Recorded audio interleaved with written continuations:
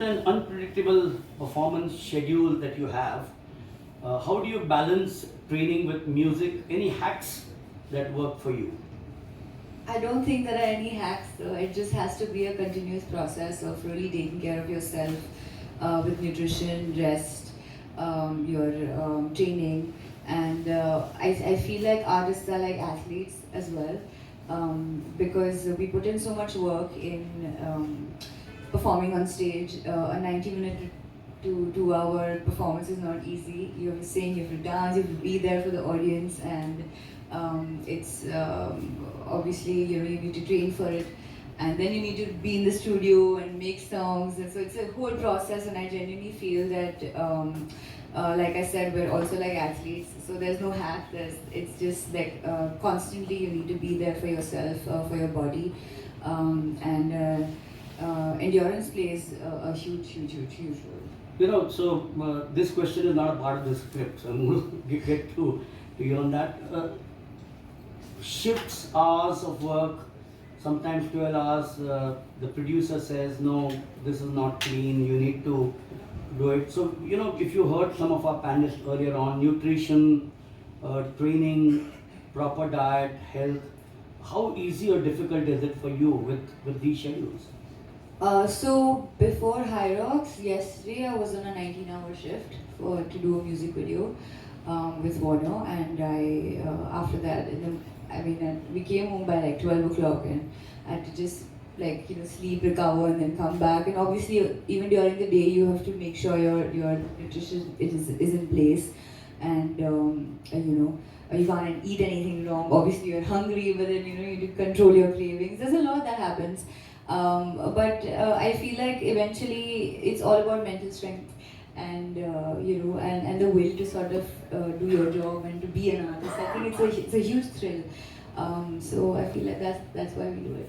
We've had some wonderful singers in the 1960s and the 70s we grew up on. Great fan of Mohammed Rafi, Lata Mangeshkar, Asha Bhosle, Kishore. The names are endless. All these words were not used then.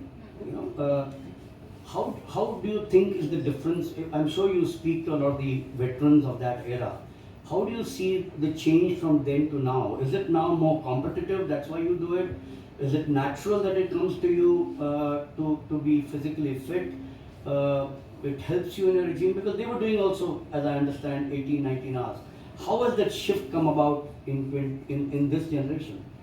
Sir, so basically it's all become also very visual. You need to also be there for your music, in terms of you need to show your face if you're doing independent music.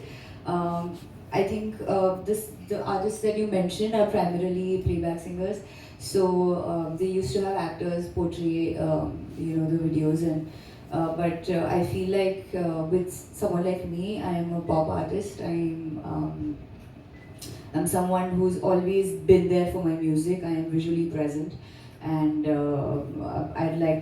always thought I'd make a word around myself, around my music, with the visuals, with the shows, with the tours. So I feel like there's a lot more work, and that's why you also need to be that much fitter, and that much capable to sort of follow through and be there for your art. Basically, that's why. Do you cheat sometimes? Of course. I'm not that disciplined. Well, do you also feel that your fans and they see endurance sports as an aspirational, or still as too hardcore male dominated? I'm not sure if you can, categorize endurance as, genders. I feel like it's just that women do it because we want to be fitter. I think all of us do it because we want to be fit. I don't think it's gender specific. It's just one needs to be fit to live a longer life. Even normal people, you go for your walks, you do everything to look a certain way. I think it's a very personal experience, and I think even my fans, they're all between 18 to 27, and I feel they understand that. I see so many videos on social media that people really want to take care of themselves regardless of who they are. So Yeah, you got the Sports Journalists Association of Mumbai out here. Uh, what would be a single message to the youth of this nation? While we are here, very important, take care of yourself, chase your dreams, and follow through. Yeah, thank you. Wonderful. Thanks a lot. Inspirational, obviously, as she has been. Deepak, got to come back to you now. You have built a platform.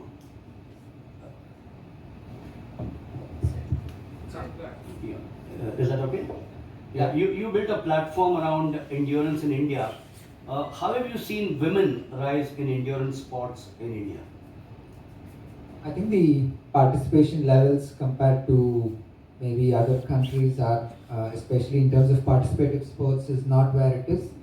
Um, but just yesterday, if I look at HYROX, we had 33% women participation, which is a huge number. And I think globally it's about 45% PD. Yeah.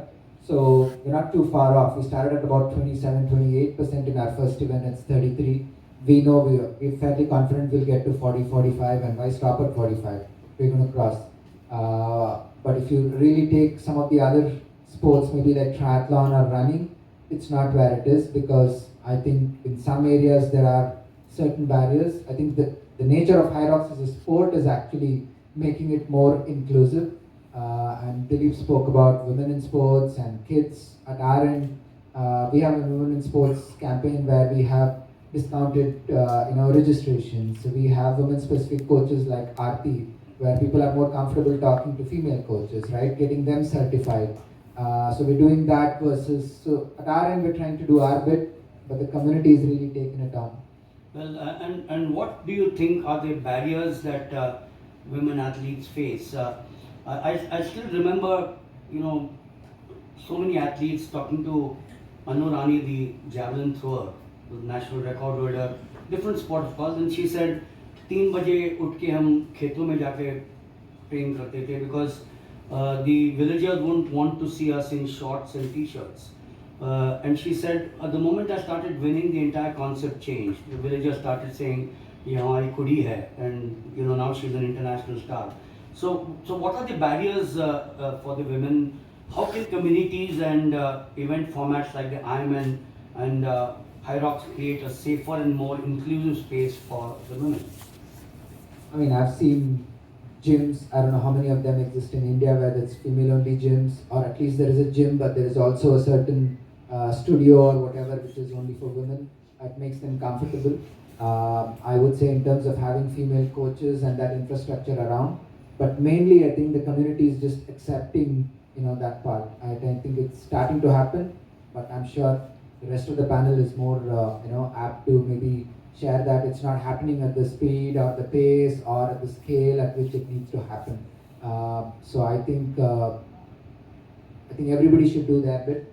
One is in terms of building those infrastructures. Two is encouraging, and I think parents encouraging girls and kids. It has to start with a lot of things. I know I'm making just broad statements, but all of those are equally important. And if it starts, maybe in a few years, you'll see a lot more things happen. Well, Aarti, it's amazing.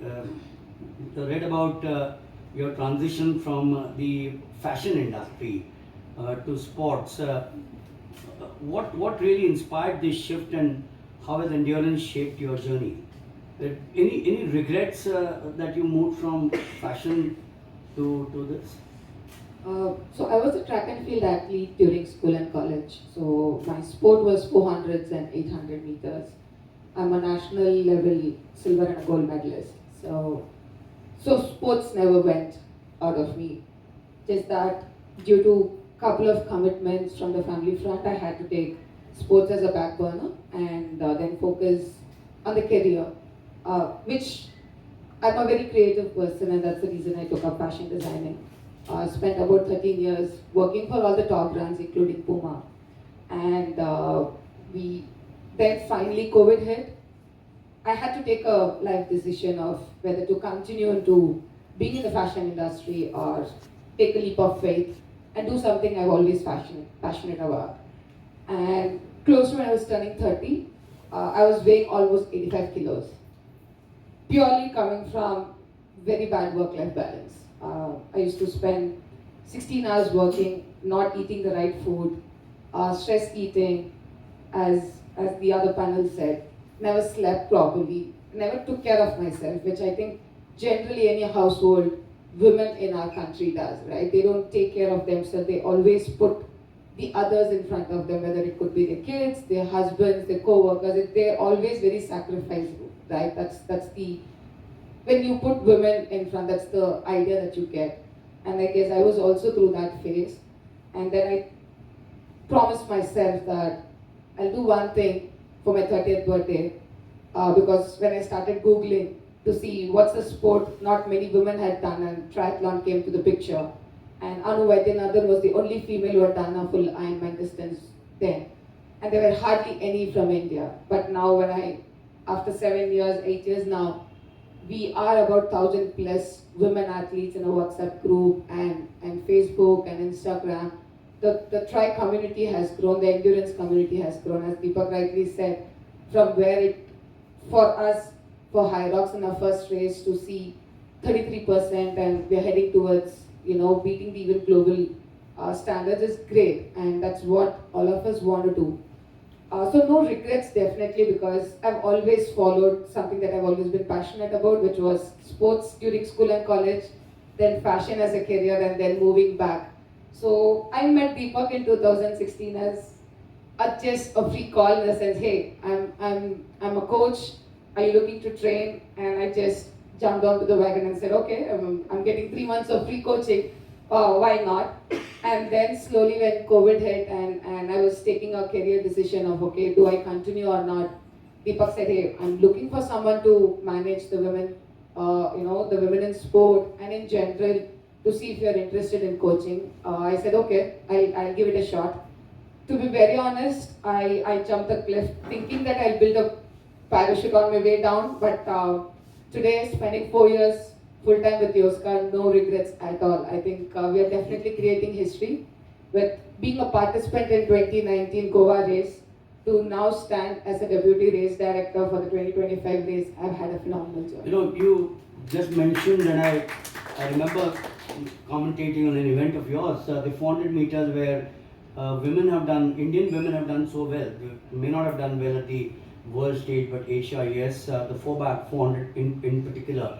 How much did that help you, the 400 endurance in some way, because obviously you're training towards that. How much has that helped you now towards this journey? Not in terms of the physical, because when you're a sprinter, you do use different group of muscles. When you're an endurance runner, you actually unlearn and then relearn. That's exactly what I had to do. That was not very popular. People didn't know what they're supposed to do. I went through my fair bit of learning, and I'm glad that I've unlearned the sprinter in me and then got into the endurance sport. One thing which stood out is the true sportsmanship, the never give up attitude and go get it attitude is something that have always stood with me. I think as a woman, that's something that I've always been telling my co-athletes and my trainees, that if you have a dream, all of us as a child, I was a football player. I used to be my school captain. While I can't play football now, it's not that I don't want to, but I've got quite a lot on my plate. I'm doing a lot of sport at this point in time. So enjoying what I'm doing. And the one thing that I would really tell all the women is, for me, it started as a me time. When I was 85 kilos, I couldn't just jump the next day morning and start running or swimming or cycling. So the first thing I did is spend that 30 minutes as a me time for myself, which I think every woman should do, and kind of go back to what they love doing. There could be some sport that as a child they would have done. It could be a competitive sport, or it could be a team sport or an individual sport. It could be track and field. But I'm sure every woman at a younger age could have picked up a sport, and I think now it's high time they brush that and take that a small step. So just taking this forward, for example, as someone who's now leading women in sport for Yoska, what trends are you seeing in participation, and what do women athletes need the most to succeed? I think me time. that's primarily what they need. As I started my conversation, that's we've always been givers. I think it's time now for us to pause, and because uh, when we grow, we actually don't grow as an individual. We take the entire family along with us, right? It could be your partner, it could be your kids, it could be your in-laws, it could be your parents. The big advantage is we as a women don't grow into, no, not just us. We take the entire family with us. So if I start running, and my partner or my family, my dad sees. I still remember my dad retired, and my first cycle, he followed me the two-wheeler, and we said we'll take turns. So on my way back, he drove the cycle and I was following with the two-wheeler. So sometimes it just happens that family just join along with you to, they also become fit. So it's important for women to kind of build that, not just in the family but in the community as well. Thanks, Aarti. We'll come back to you. Shreya, head of marketing at Puma India, as I introduced her. Are women joining endurance sports because of icons? Mentioned that some time back. Peer communities, Deepak Raj and the likes out here. Or brand campaigns, what is moving the needle the most? I wish I could. I wish I could say brand campaigns, right? But no, I think a couple of things, right? I think there has been in the last couple of years a lot more. I think education about women's health in general. I think the good thing about social media is access to information is a lot easier, right? And I think there are, with this generation and going forward, a lot more women in corporate than there were before. And these are women that are actually competing in a space that is originally built for men, right? So like 1 in 3 women now has hormonal issues because they're dealing with work pressure that they didn't have to before, right? So I think increasingly there is a lot more information on women's health, the fact that you have to have a high muscle mass if you need to be, well, protein intake, etc., etc. And I think that's where, more and more women are taking to endurance sport because that's really the way you build muscle, you stay healthy, you live longer. So I think just access to more information on women's health and what it takes really to be fit, right? I mean, you are no longer just encouraged to dance or do yoga, you are encouraged to, strength train, you are educated about the fact that you do need to have a high muscle mass. So I think one, just access to information. I think secondly, as more and more women start to earn and hence you have a bit more of sorry, yeah. I think as more and more women start to earn, I think you have a bit more disposable income than you did before, and hence the ability to spend on yourself maybe the way that you didn't have before. I think I see a lot more women now spending on gym, and of course I'm speaking corporate India, right? There's a whole India that I'm not speaking about here, but if I speak about corporate India, I think finally there is the ability to spend on yourself and your health, and like she said, gym is also a way of me time and investing in yourself. So I see that kind of building as well, and so more and more women investing in such sport for themselves, which they maybe didn't really have the opportunity or the power to do before.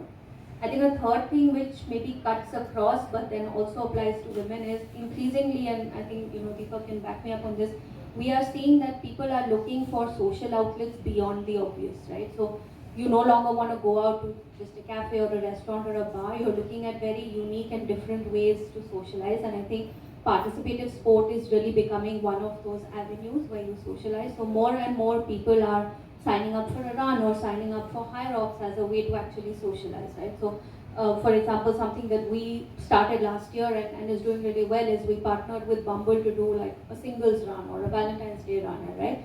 And by that nature, it's equitable in terms of gender split, right? So we were signing out with, head count in like 15 minutes because people were scrambling to sign up. So that clearly tells us that people want to look at sport as a way to socialize as well, both men and women, and that's why you see a lot more women also taking to sport because they're bored with the typical type of socializing, and they want to explore more avenues. People are using it as a way either to engage with their existing groups or meet new people as well, right? So I think if you put all of these together is where, of course, you see a huge rise in women taking to fitness, to endurance sport in general.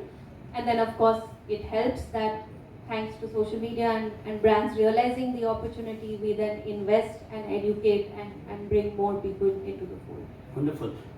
If a woman professional came to you today wanting to start endurance, what is the first 30-day routine that you would prescribe? If there's someone who's absolutely new, it's like a couch to 5K. I would say start with a walk. Just spend 20 minutes every day. Every week, slowly start increasing it by 10%, whether it's the distance or the time that somebody is spending. So cumulative for that week, and then increase it by 10 days. Have small goals. Have small goals for yourself, whether it could be weekly, it could be 30 days. End of 30 days, what would you like to see yourself? If you're someone who's going to the gym, someone who's never stepped to a gym, then the first step is just stepping into the gym. And I say, okay, I commit myself saying the first, in a week, 3 days is what I'll hit. You'll probably snooze your alarm and sleep the first week, but then the next week. So hopefully by 21 days or by end of 30 days, you're at least hitting the gym 3 times a week. Similarly in a run or a walk. So start slow, have small goals, treat yourself. I always treat myself when I it's not just about big wins. Even if I do something very consistent, I always go and treat myself. It could be a cheat meal, it could be buying good clothes, I could be buying the most favorite shoe that I wanted to buy for myself. So it's important to you acknowledging what the effort and time that you have put in. So that would be my piece of advice for somebody who's just starting fresh. Shreya, how do we go from celebrating 5 icons to creating 50,000 everyday women participants in endurance? What is the unlock? I think maybe 2 or 3 things. I think the first is, honestly, I think access to safe spaces. I think something that you'll hear women say often is like, oh, I can't go on a run alone because it's not safe for me, and it's not something I can do, or I can't dress the way I would dress, for a workout because I'll get stares, or, it's just not looked at as appropriate. So I think the first step is really to create safe spaces for women to work out the way that they want to work out. I think one of the reasons, for example, why HYROX has a decently equitable gender split is simply because they've built a safe space where women can dress the way they want and work out in a safe space without judgment and without concerns on safety. So I think safe spaces is one. I think the second is just more education and information, because while information on women's health is growing, I still think it's severely under-researched, right? I think that's a space where people are just not investing more time and effort for there to be enough research to even educate women to say how your bodies change and evolve and what your bodies really need. And until we're able to do that, I don't really think you'll be able to get to a point where a woman knows exactly what she needs to prioritize for her health. I think this is the first generation where you see a large number of women entering corporate India. The demands on their bodies are very different, and unless we bridge that gap in terms of how you balance all of this and how you still stay fit, because your bodies are different to men and hence you need different things when it comes to working out and fitness. I think if these are the 2 things that we can kind of bridge the gap on, you will see more and more women taking to fitness. I think, and frankly, I think the entire ecosystem, brands, investment and all is part and parcel of that, right? Where there's opportunity, you will continue to invest, but I think this gap needs to be bridged for it to massively scale up. Dhwani, if you had to pitch endurance to a 20-year-old woman, a 20-year-old girl, right, scrolling Instagram right now, what is your elevator pitch? You're really putting me in a spot with every question. My elevator pitch, maybe I would just go up to her and first say hi. And then if she's not aware of who I am or she's never heard my songs before, I'll just be like, oh, you should go to HYROX, the page, and sort of see the different athletes there, and actually it's for everybody. I wouldn't just say athletes. I think IROX is for everybody, and just like doom scroll there, sort of see how the people are and how women are and how they're so inspired to take care of themselves and really participate and really go. It's such a competitive sort of environment, but at the same time, it's such a beautiful energy, to participate and really do that whole mile. So I would just ask her to doom scroll on that page, and maybe like her algorithm will change after that, and then she'll be in this whole sense of being fit. One line, what is the biggest challenge or change that India needs to see more women in endurance sports? The same to all four. Starting with Dhoni. Safe space, infrastructure, and just inspiration in general. Also, I feel like she mentioned multiple times that in the corporate world things are changing, and because women, this is the first generation I feel after our mothers that's really like going ahead and fully taking care of themselves and doing our jobs, and but at the same time I feel we should be able to inspire our mothers also a little bit. I keep telling my mom, she has diabetes now after COVID. I keep telling her, please, take care of yourself, and that medicine is not going to help you. You really need to but still, she's in that trauma of the fact that I had to work 14 years and just take care of you guys and do the housework, and I didn't have time for myself. So now she's taken it into a psyche where she's like, I'm going to just eat. I'm not going to. This is how I take care of myself and my heart. So I feel like if we can, as women, as young women, inspire our mothers to sort of get into this whole spirit and make them comfortable that while you eat right and you take care of your bodies. You don't need to have vada pav every day. Your nutrition, your exercise is going to make you feel really good. Shreya, 29 seconds. I guess I already covered this, but yeah, access to safe spaces without judgment and just more education and information. Well, that was 10 seconds. Thank you. Aarti. I think I'll still emphasize on yourself, and which will for sure that change is required for oneself, and then that kind of radiates people around you.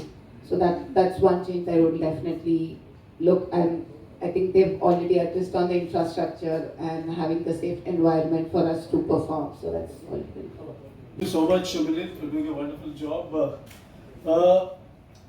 Before I start the vote of thanks, I must tell a chota story to people. The sport journalists, we are raised on the diet of cricket, hockey, sports, and now this time chess. So what the last, as he said, the last almost 2 hours, the articulation by you 9 people was something, learnings for all of us, we have journalists here. Someone like Jamil Wadoliwala, the United News of India, he started in the 60s. So we have about sport journalists in this all, been, but for about 7 decades at least here. So we're all raised on cricket, hockey and all.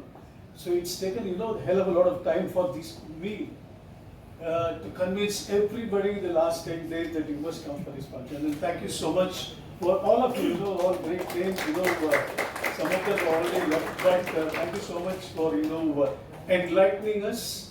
I just want to ask Deepak one thing. Triathlon has already been an endurance sport, Olympic sport from Sydney onwards, 2000. So what gives you the hope that HYROX will also be part of it? I think Veri can back me, but it's a new sport compared to triathlon. I think triathlon maybe started early 1970s and it took about 30 years. I think HYROX is going to take half that time when it comes to an Olympic sport. Why? I think all of us touched upon it. It's for everybody and it's also for every body, you know what I mean. So it is participative sport which is going to get into the Olympics because I think running wasn't sort of an Olympic sport or a sport which then became a participative sport. So it's very interesting. You will see one of the participative sports becoming into Olympics. If you really look back, can't think of too many sports in that manner. What gives me the confidence? Not just the growth here in India, but the number of countries. I'm sure, I know we have races maybe in 30 or 40 countries, but in terms of representation, we are already there at 150 whatever countries which are needed for Olympics. The standards and the rules are the same, right? That's an important aspect for it to be accepted by the respective federations and everything else. And 1 million participants in HYROX, 1.2 million this year, right? So that gives confidence. The country is being represented. So yeah, we are definitely on our way.